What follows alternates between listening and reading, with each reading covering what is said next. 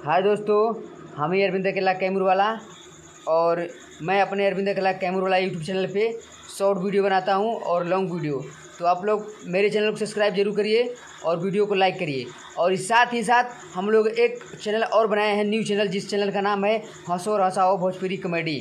तो दोस्तों उस चैनल के लिए हम लोग लगातार परिश्रम कर रहे हैं, लगातार कॉमेडी पे कॉमेडी बना रहे हैं।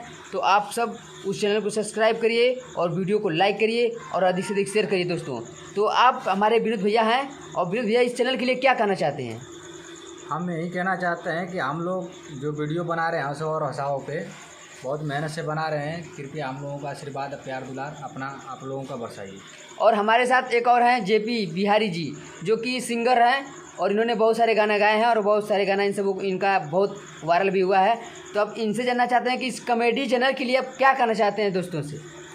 कॉमेडी चैनल के लिए आप लोग जिस तरह दे रहे हैं प्यार, सब कॉमेडी को उसी तरह इस कॉमेडी को भी प्यार दें, और चैनल को हंसे हंसा कॉमेडी को तो चैनल को प्यार दें और देते रहिए हमेशा, जिससे दिए हैं सब लोग। ठीक है दोस्तों, तो आप सबके बीच में हम लोगों का मेहनत व्यर्थ न जाए। आप लोग इतना प्यार दीजिए, इतना प्यार दीजिए कि हम लोगों का चेहरा एकदम गाजर हो जाए।